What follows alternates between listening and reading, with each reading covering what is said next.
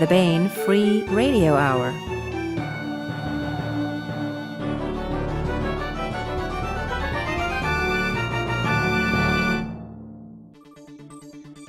On the podcast, a dinosaur, a drake, and a dirigible. The rules of time travel considered as a melting glue stick from a kindergarten. The deep origins of Baen books revealed by someone who was there in the Baen Pleistocene, plus part 24 of Larry Correia's Hard Magic. All right now.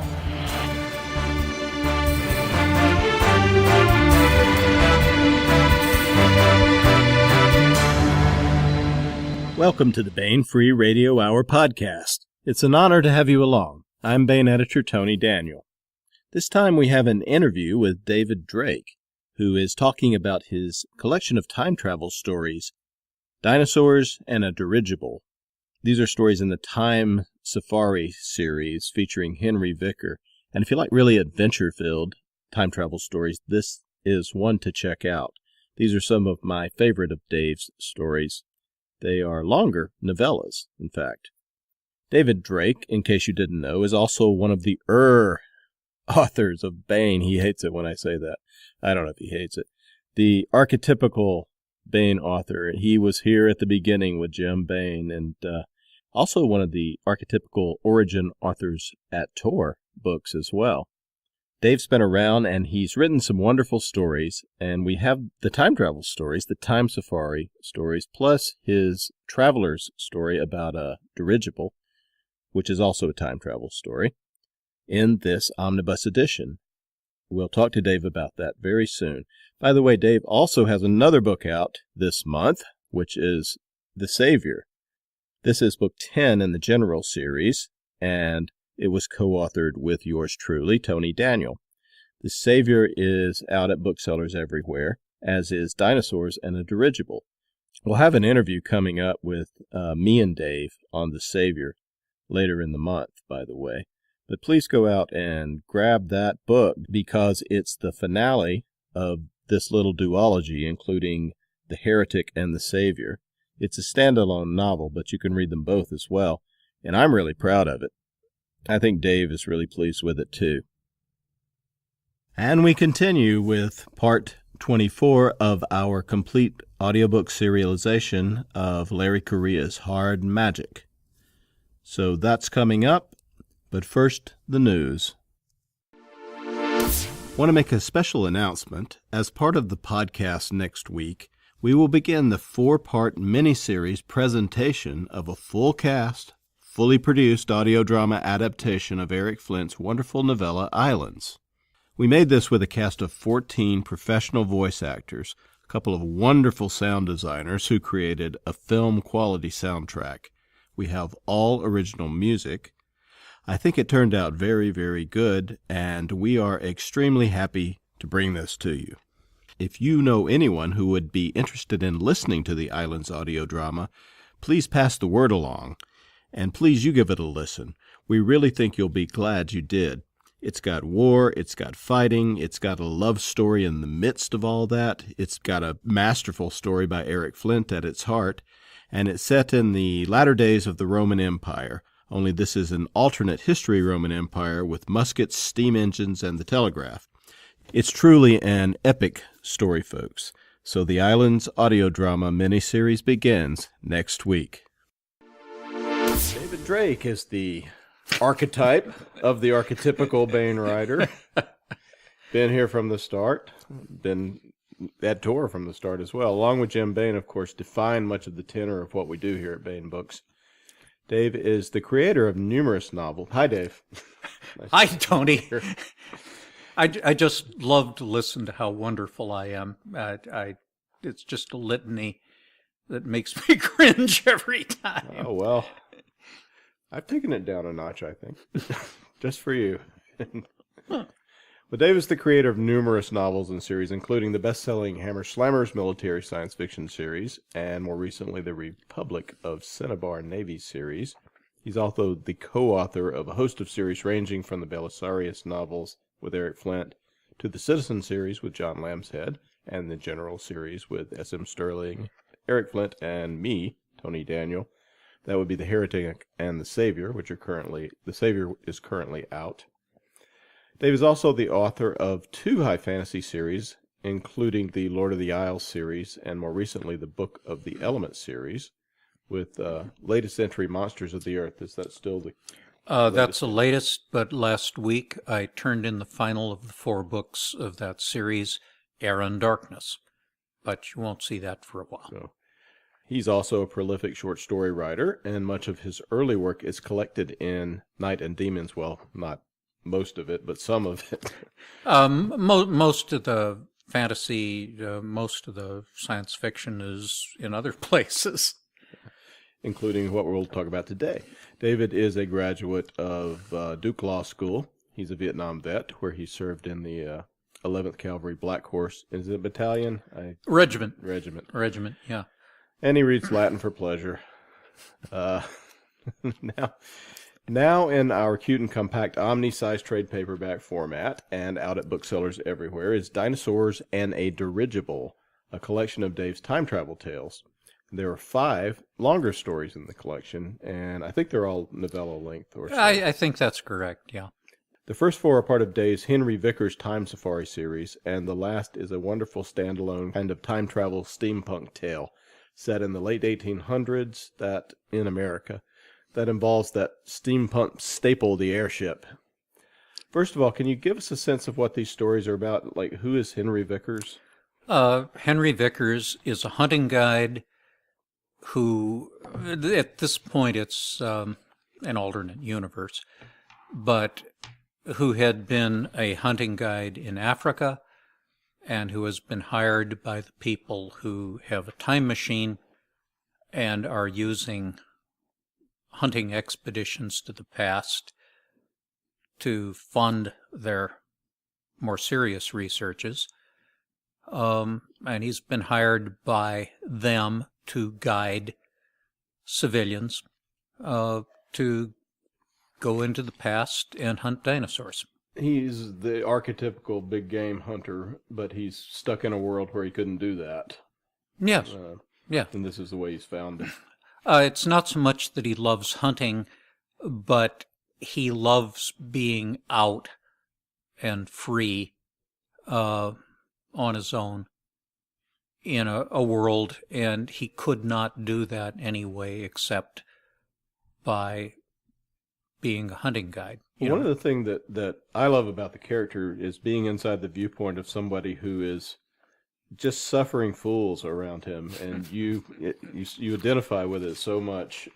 He has to, because that's really his job more than anything else, is to suffer fools. He's not doing it gladly. No.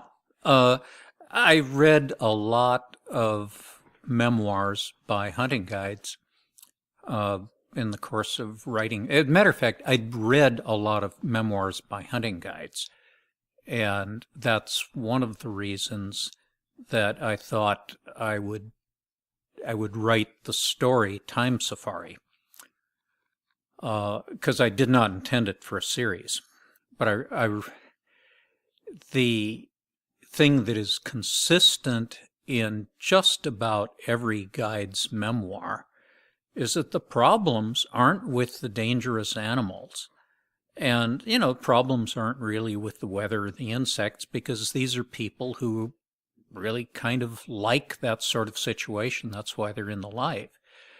The problems were the clients. The clients are very rich, very strong-willed, and very ignorant. Quite a lot of them can't shoot. Quite a lot of them drink very heavily. And even if they were nice people sober, they're very frequently not sober. And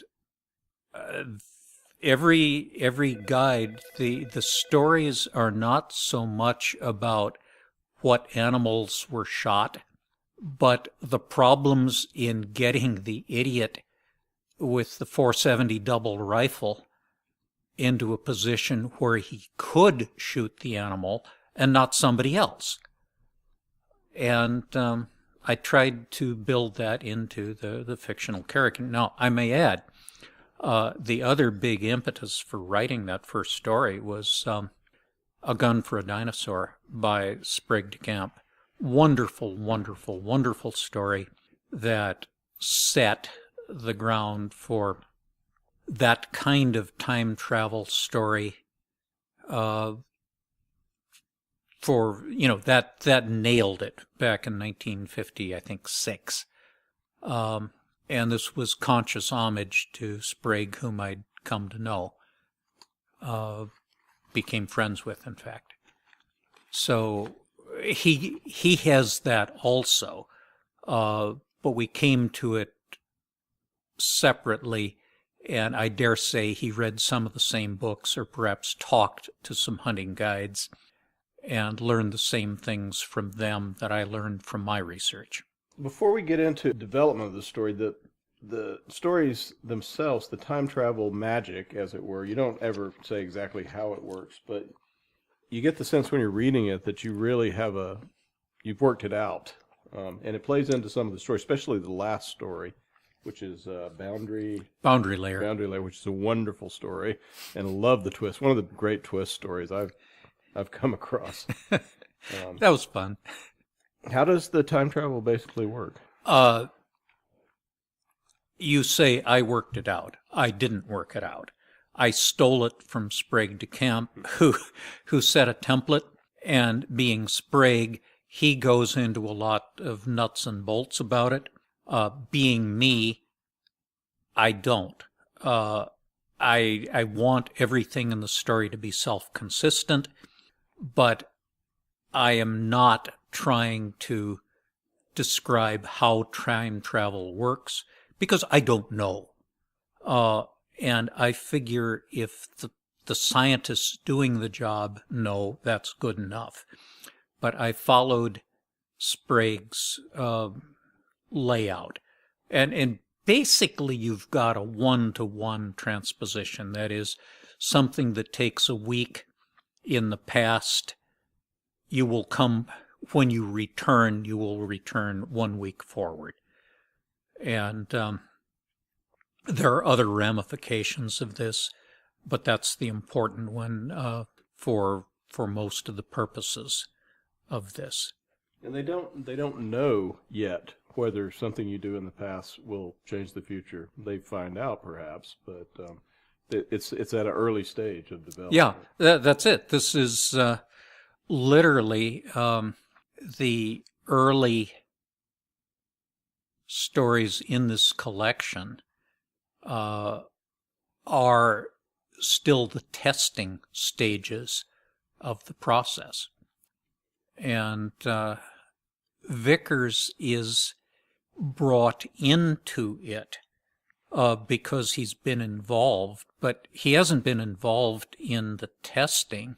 He's been involved in the cleanup, where an expert was necessary. And to shoot a Tyrannosaurus Rex. Yes. So you hire somebody whose job it is to shoot things. He's not a technician. And, I'm sort of emphasizing this. He doesn't know anything about the big picture, and he doesn't particularly care. That's for other people. He has his job, and he will do his job as well as he can once he's given the parameters. But he's found a place where he fits in, the police scene. He's happy with his part of what goes on. He probably wouldn't be happy about a lot of other aspects of it, and he knows that. He's not stupid, but he's just focusing on his job, and the rest of the world can go to hell in its own way, and it will. Sometimes it encroaches on his this little spot there. He is a man of principle and personal morality. And yes, that does make it very, very hard sometimes. Yeah. Now, I was reminded a great deal of Hemingway's The Snows of Kilimanjaro. I don't know if that was an influence here or not. None whatever. Yeah. I find Hemingway an impressive writer, but quite frankly, I have not read that much of him. Of that group, I've read a lot more Faulkner than either Hemingway or Fitzgerald. And I I would defy anyone to see that in my own prose. Well, maybe you've channeled his ghost, because I would say that you have a Hemingway quality to some Dave Drake prose. Anyway, okay, the genesis of the Time Safari series. We called you an archetypical Baen writer. You are also an archetypical Tor writer. These are among the first things Tor published, correct? Yes, they are. Can you tell us how it all came about? Well, this is kind of funny. I wrote Time Safari for a book magazine that Jim was publishing when he was the science fiction editor of Ace Books, where Tom Doherty was the publisher. And I wrote Time Safari as a self-standing novella for Destinies, is what the book was. And Tom left Ace and founded Tor Books. And he immediately hired his two top editors from Ace to come with him to Tor. Jim came, and of course they had no inventory whatever. So along with picking up reprints from Gordy Dixon and Poul Anderson and such like luminaries, they discussed me, because they both knew of me. I hadn't met either one of them at the time. And I guess no, that's not true.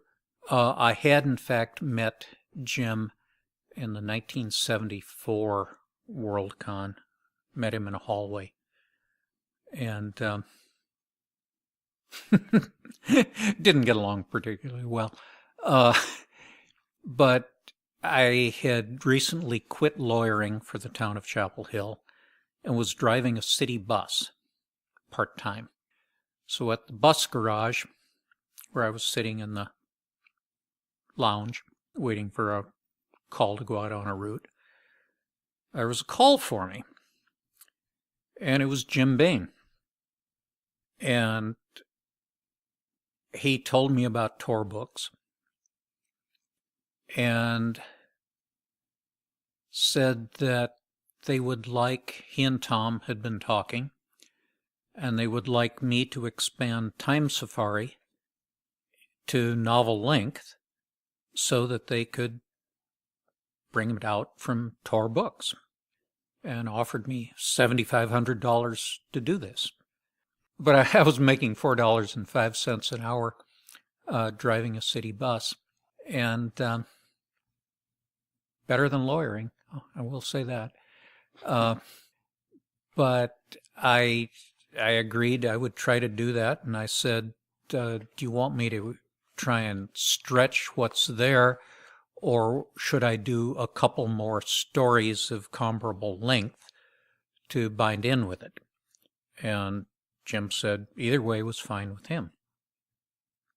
So I did two more stories in the series, and the book did come out as Time Safari from Tor.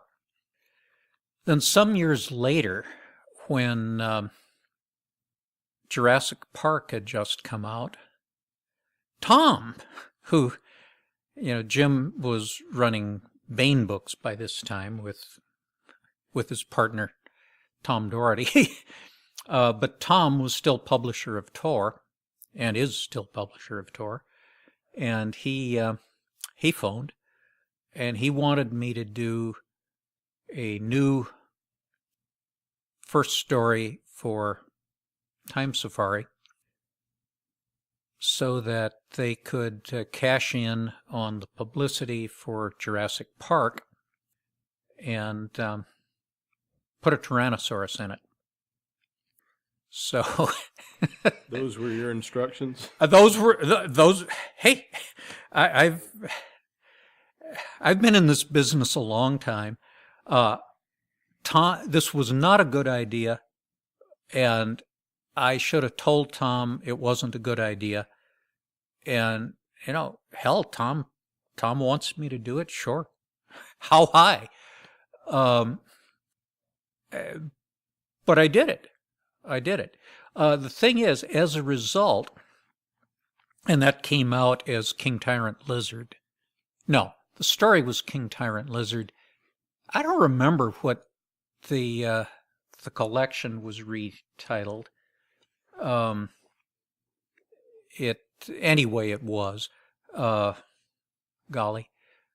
But as a result of the way this happened, there are 4 Vickers stories, but they did not all 4 occur together anywhere. So I mentioned, I don't honestly remember exactly how it came up, but I said to Tony, I've got 5 time travel stories, and I think they might make a book. 4 of them are in series. The other is nothing whatever to do with the rest. But is that something you'd be interested in? Yes. I said, they haven't, in book form, I think they're good stories, but they've never done particularly well. They've been pitched to the wrong people. We will do it right. So that is Dinosaurs and a Dirigible. And I emphasize that there is only one dirigible, and it is not in the same story as any of the dinosaurs. However, there are some very significant balloons in the dinosaur story, and the dirigible does meet a really nasty grizzly bear. So I want honesty in advertising on this. Well, I mean, the thing that holds them together, of course, is these are all time travel stories. Mm-hmm. And if you love time travel stories and you like Dave's writing, then it's the perfect combination. But let me tell you, fictional animals are harmed in the making of this book. Harmed a lot. Yeah. I mean, and that was sort of one of the points, which also, as I said, I read a lot of guides, memoirs, and some of the clients are just butchers. And they have this sense of entitlement. Yeah. I paid a lot of money for this. And look, I've never preached in any of my stories. I've described a lot of horrible things. And if you don't like that, that's, fine, avoid my stuff. But the only thing that peeves me is when people assume that I am advocating the things I'm describing. And that very frequently isn't the case. And I find it odd that anyone would think it was in some cases. But they do, and that peeves me. So there. Well, I mean, it's very clear that these jerks do not represent the authorial viewpoint in here, or Vickers, who's our main character. Yeah, no, he needs to. He's the noble hunter. He's the guy that puts down the animal that's wounded. Yeah. But he's also guiding people, knowing perfectly well what they're going to do, and he wants the job because it puts him where he wants to be, and the rest he just sort of lives with it, same as he does with being bitten by flies and being rained on. Well, sounds like a good setup for conflict and storytelling. There is conflict, I promise. Well, what about the dirigible? The story is called Travelers, and it's with 2 L's. Yes. So why 2 L's? My very first story appeared in an Arkham House anthology. I sent it to Mr. Derleth, and he didn't like any of my titles, which were bad, and gave it a title of his own, which was Denkirch, which is worse than mine. Which can be found in... Oh, which is in Demons... what the hell? Well, wait, hang on, it says right here. Yeah. Night and Demons. Look, I'm sorry, but this is Demons and Dirigibles is what... Yeah, I know. I know. I know that's this is the second podcast in a couple hours, and I'm just punchy. Yes. Night and Demons. But Denkirch is in that. But the title of the anthology that first story back in 1965, period, well, anthology was 67, but that was Travelers by Night. And Mr. Derleth used a double L, and I, in writing Travelers, have consistently since then used a double L, and this drives copy editors nuts because it's a British spelling, and screw it. I can't do anything about house style, but David Drake's style is the Travelers has 2 L's. So there. Well, if you ever write a ransom note, we might be able to identify you. Or they would simply assume that I was a British That's right. kidnapper. You would throw them off the scent. Yes. Sherlock Holmes would understand. I think double L's are just scarier. He was probably right. Hey, he's dead. We can't ask him. Yeah. So this is a different sort of story. It's fairly light and humorous, and it's not exactly something we always see from you. The reader is kind of is in on what's going on throughout too. It's not really there's a twist, but we kind of know the twists throughout, and we're kind of enjoying that we know it, and some of the characters don't. What am I going to ask about this? But the genesis of the story is what I'm trying to get to. I've always been interested in Fortean stuff, UFOs, and in 1896, I read in mass market Ace paperbacks. I read the 4 collections by Charles Fort of odd phenomena. By the way, we have all those out as ebooks with a new introduction by Jack Womack at BaenBooks.com. And they're really quite interesting. It's often said that Fort just clipped stories from newspapers. Actually, he didn't. He was using scientific journals like Nature magazine, finding oddities in them and excerpting them. And some of what he dealt with is famous. The final book of his Wild Talents is that is the genesis of the huge psi and psionics focus in the 40s and 50s, 60s, even particularly in Astounding / Analog, as it became. But he also did do a lot of reprinted, a lot of sightings of odd aerial phenomena, aerial lights. One of his books is entirely astronomical observations.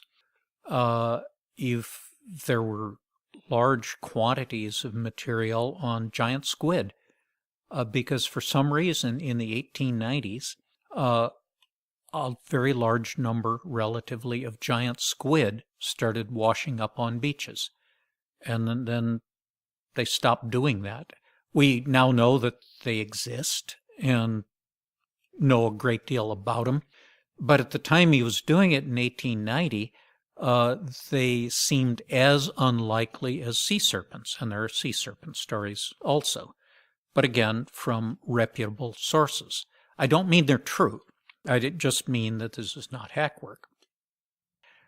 But one of the things that happened, and this is not particularly in Fort's own work, but in 1896, there was a spate of stories about dirigible airships crossing America, and little local papers would print stories about the airship that had touched down, and there was the inventor had discussed the matter with someone on a farm or some townsman found on the road, and then had taken off again.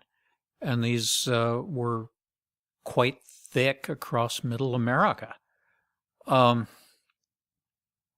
set a story. Is that the 1800s version of the UFO myth, or?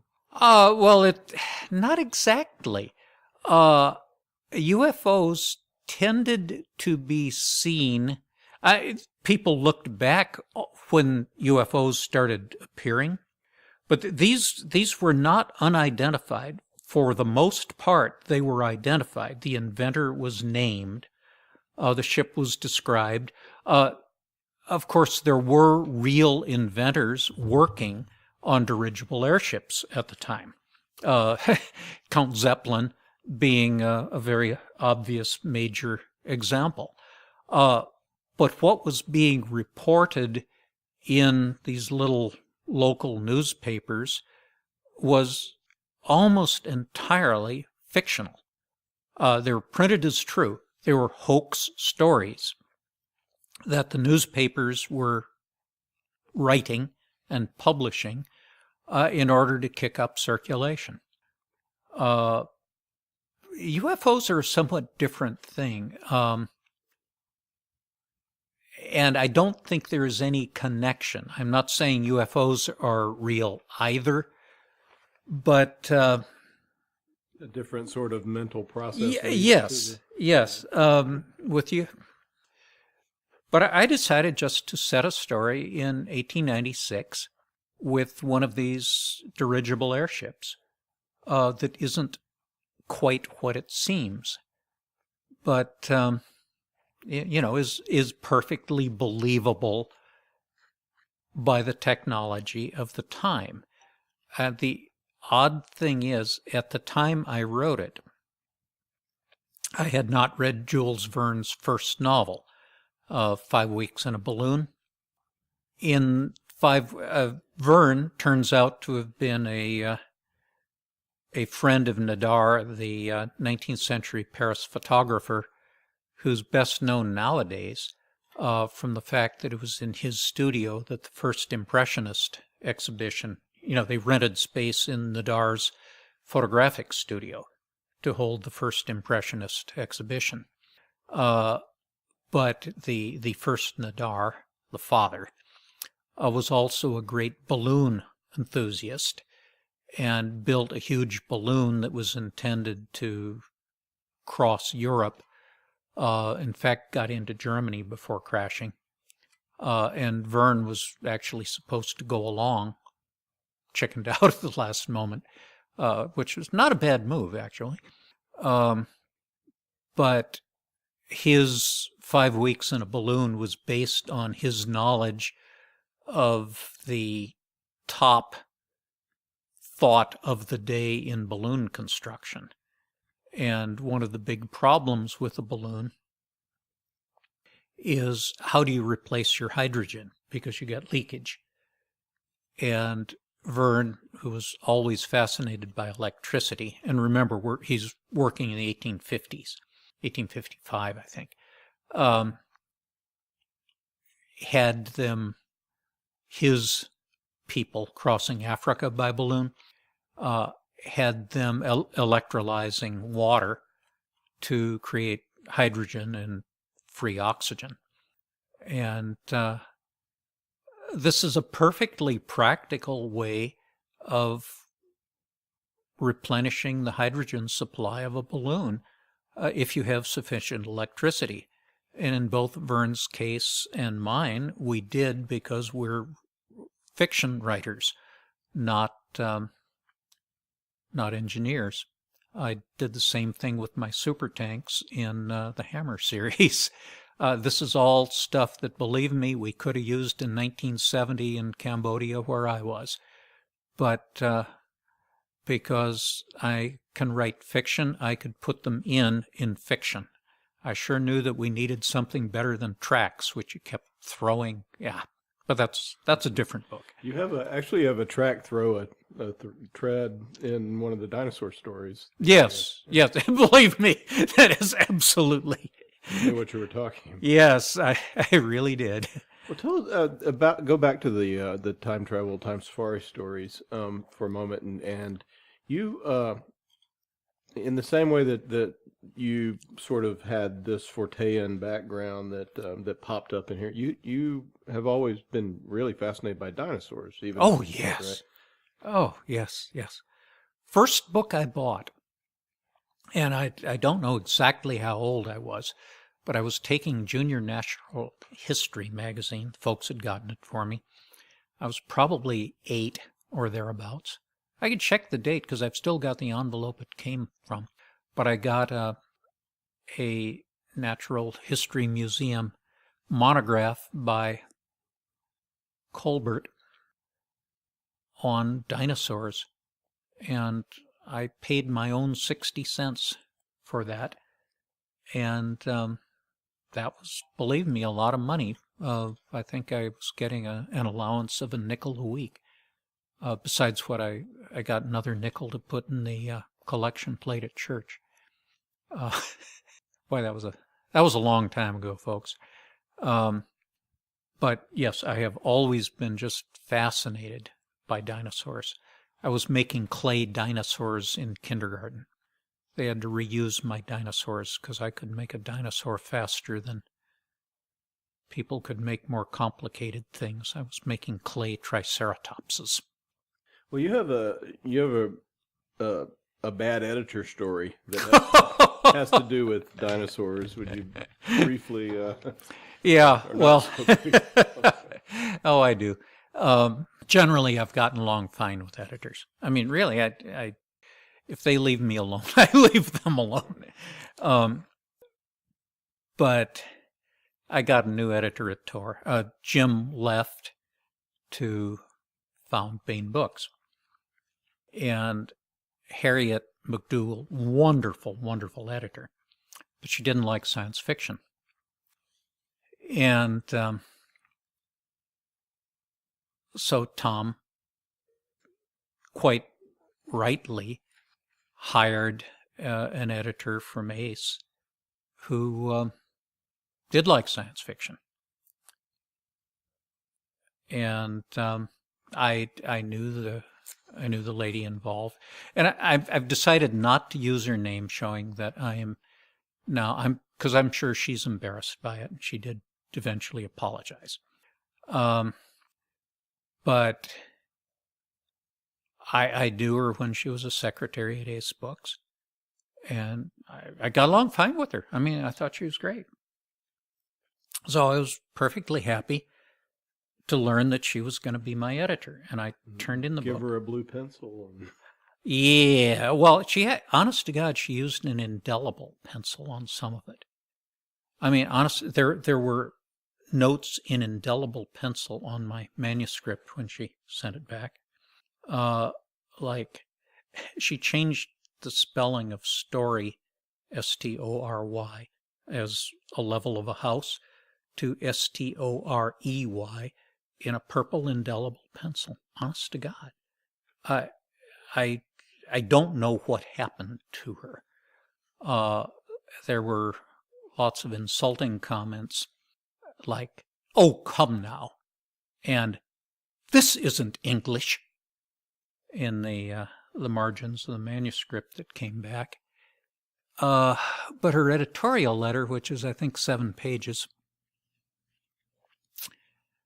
I didn't read all 7 of the pages, but on the first or second page, I had a throwaway scene. The book is Bridgehead. I had a throwaway scene in it in which it's actually a far planet, but it's assumed at the time that this is a time travel story. And you have a mother dinosaur and her cubs gamboling through a woodland. And the editorial note was that this is a cute scene, but dinosaurs are reptiles, and reptiles do not nurture their young. Well, this was 1985 that I turned this in. And it had been known for a decade that some dinosaurs did nurture their young. It's also true that a number of the higher reptiles do nurture their young. And most important, it was a matter of growing public awareness, as it had been for a decade in the scientific community, that dinosaurs were warm-blooded. And I had written the stories in Time Safari in that knowledge and belief. My original introduction to Time Safari, I'm writing a polemic in favor of the new dinosaur, the active warm-blooded dinosaur that I was describing. Well, everybody knows that now. That was the revolution during the 80s, and Yes. And it was cutting-edge science, and it was really interesting. Yeah, and I guess it hadn't got to her yet. well, that's it. Here is an educated person, she has a college degree, who was completely unaware of that. Or how to spell story, apparently. Well, I still don't understand that one. I mean, honest to God, if she wasn't on medication, I do not know what the problem. I mean, this took me completely aback. And when I got to that, and there's also the bit about there is no such thing as an ambassador in residence position at a university. So I had to do something about that. I had met in the State Department, I had met the person who was in charge of the ambassador in residence program. So that may not have been common knowledge. Dinosaurs should have, and in neither of these cases was this a query, "Are you sure?" To which I would have said, "Yes, of course I am, you idiot." No, I wouldn't have said you idiot. I would have thought you idiot. But this was just flatly telling me that no, the truth is not true at Tor. Well, that's one of the cool things about these stories is that this is the new version of the dinosaurs. This is, and things in the story turn on that fact. Yes. That they are descendants of birds, for instance, and what was it that actually killed them off? And this interesting speculation. Yeah, I mean, I was having fun playing with this stuff, but everybody knows it now. I mean, you've watched them on television. You watched the computer generated dinosaurs trotting across the screen, but that isn't what it was like in 1950 when I was learning about dinosaurs, and that's part of the fascination, part of the reason that I wrote these stories in the 80s was this is new. This is something amazing that's happened in my lifetime, and what changed was the way science understood things, not reality. Reality always was reality. But our view of it changed, and this is such a wonderful, wonderful example of that. And it's in one of the neatest critters around, the dinosaur. And so there was a lot of fun in writing those stories, too. Even though a lot of them get shot. I'm sorry, they do. Well, the book is Dinosaurs and Dirigibles by David Drake, and it is now out at booksellers everywhere. Dave, thank you very much for being with us once again. My pleasure. And now here is part 24 of the complete audiobook serialization of Larry Correia's Hard Magic, as read by Bronson Pinchot. This portion of Hard Magic is provided by Audible.com. Get the complete audiobook at Audible.com now. If you're not a subscriber, you can get the entire audiobook free, or choose from more than 100,000 other titles when you try Audible free for 30 days. Here's what's gone before. It's the 1930s in America, but it's an America that has been magically changed. In the 1860s, a handful of people from all walks of life were visited with special magical talents, and each generation more are so affected. These people are called actives. Most actives use their power for good, but some do not. Jake Sullivan is a private eye. He's a former soldier, an ex-con, and active heavy, the type of active that controls the force of gravity, which Jake is good at. Jake has been recruited by a mysterious organization, a secret organization of actives, dedicated to seeing humanity through a possible magic-based apocalypse. They are known as the Grimnoir Knights. If the Grimnoir are to be believed, the evil forces of magic introduced into the world have reached a peak, and the apocalyptic finale for humanity may be about to begin. Here is Bronson Pinchot with part 24 of the complete audiobook serialization of Larry Correia's Hard Magic.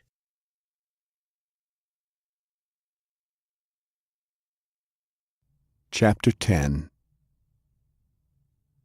It was nearly 11 o'clock at night, an immensely late hour for those latitudes, but the whole town was still gathered in the Gatlinburg courthouse yard, listening to the disputes of theologians. The Scopes trial had brought them in from all directions. There was a friar wearing a sandwich sign announcing that he was the Bible champion of the world. There was a Seventh-day Adventist arguing that Clarence Darrow was the beast with 7 heads and 10 horns described in Revelation 13, and that the end of the world was at hand. A charlatan magician was escorted from the premises for pulling a rabbit from a hat, while nearby a fundamentalist of the Merlin Baptists pontificated on the epistles of St. Paul while shooting lightning from his eyes, and none dared interrupt that sermon. There was the eloquent Dr. T.T. Martin of Blue Mountain, Mississippi, who had come to town with a truckload of torches, the wooden, not the human kind, and hymn books to put Darwin in his place.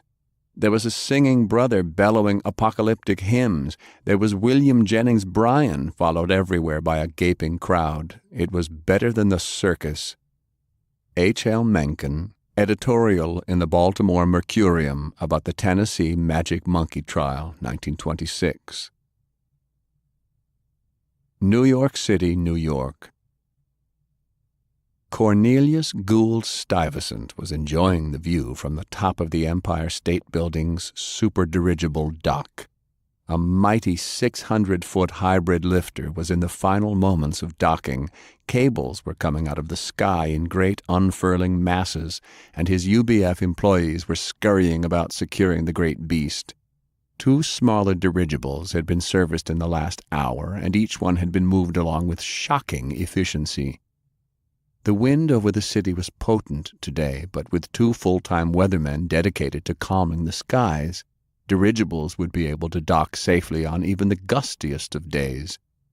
There were 2 more cracklers on staff to deal with the static electricity and lightning issues, and even a single underpaid torch, just in case there was a fire.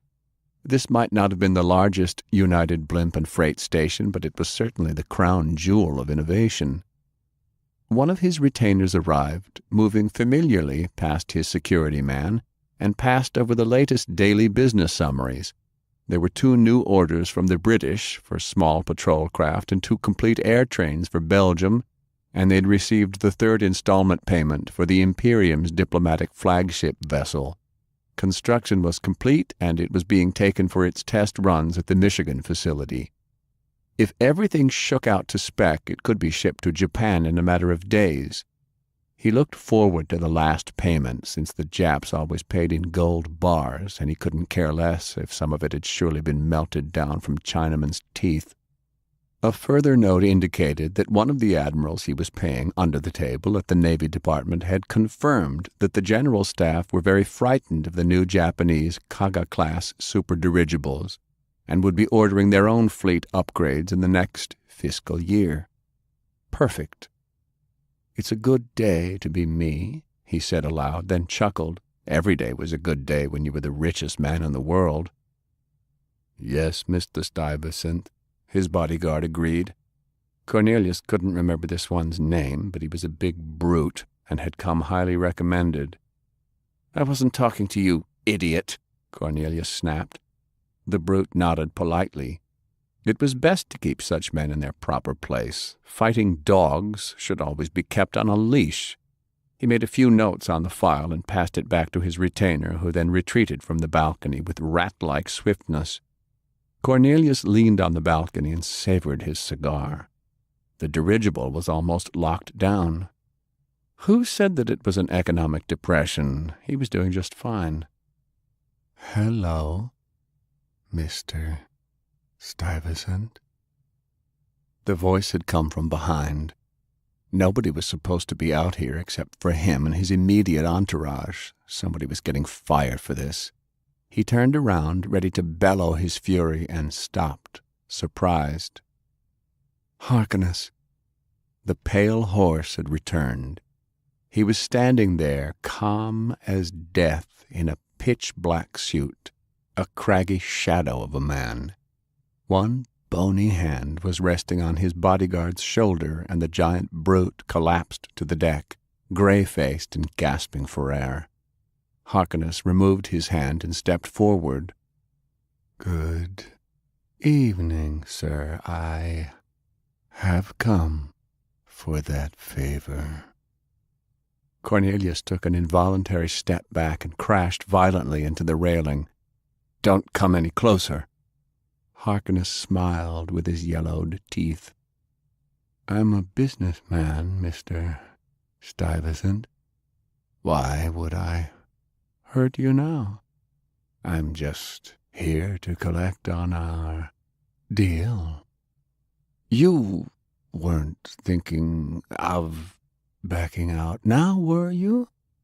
His accent seemed to accentuate every wrong word. "That'd be rather upsetting." The bodyguard turned on his side and vomited blood in a great gushing mass. He convulsed violently, then was still. Cornelius screamed. "Oh, sorry about that. I get carried away sometimes. You're going to want to have a torch clean that up. Perhaps throw down some peroxide as well. Now, as I was saying..." Cornelius thought fast. "He's still alive. I don't owe you anything until he's dead. That was the deal." "Come now, we both know General Pershing is as good as dead. I've given him 3 years of terrible suffering, and I stand in awe of the man's will. Anyone else would have eaten a bullet by now. I know that you know I speak the truth." "It hasn't accomplished what I wanted," Cornelius shouted. "I wanted results." "No, you wanted to fill the hole your son's death left in your soul. You wanted to fill it with revenge, and you wanted the once favored heir that had forsaken you to come crawling back to your fold, his pride broken. That did not occur, but that's not my concern. You came to me for one thing and one thing only, death. painful, lingering death. Harkness stepped forward, crowding Cornelius until he could smell the tobacco on his breath. Black Jack Pershing will be dead soon, but I need my favor now. Cornelius briefly contemplated throwing himself off the ledge, but he was too scared. His fear seemed to cause his own power to flare, and he reached inside, gathered all his energy, and threw it at Harkness. The pale horse was hit by the telekinetic wave, and his polished dress shoes slid across the marble and into the puddle of blood. Harkness looked up in disbelief. "That's it? That's all you have?" Cornelius tried again, but his power was exhausted. Harkness stepped forward, glaring down at his shoes in disgust. When he looked up again, his face was flushed with anger. "You think that power is something you can mistreat your whole life and never respect, and then, when in your time of need, it will somehow rise to the occasion." He covered the distance the feeble push had moved him in 2 steps and grabbed Cornelius by the lapels. "You have to earn power, fool." Cornelius screamed when he saw the hands curled into claws next to his body. He could almost see the flesh crawling with disease. One narrow finger came up and stroked his lips with a yellow nail. His bladder let go. Fine, name it. Name your price, fiend. Please just don't hurt me. I beg you, I'll give you anything." "I do not want anything more than our agreed upon price." Harkness released him. "You will make a change to one of your clients' specifications, and you will not inform them." He removed an envelope from his jacket and shoved it between the buttons of Cornelius's shirt. "You will follow the instructions on these blueprints exactly, down to the most precise measurement. These changes will be made under your direct supervision. It will be done in utmost secrecy." Cornelius slid down the balcony, curled his knees up to his chest, and whimpered in a puddle of his own urine. "You've been touched by the pale horse. You've heard what's happened to Pershing. Despite the constant ministrations of healers, failure to follow these plans exactly will result in you sharing his fate. I will know if you try to betray me. I am inside your skin. Now, Mr. Stuyvesant, goodbye." When Cornelius finally looked up with tear-filled eyes, a set of bloody footprints were all that remained of the pale horse.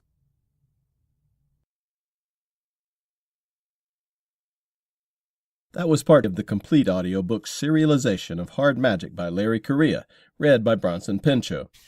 And that's it for the podcast. Thanks to Audible.com. Thanks to podcast theme composer Ruth Judkowitz.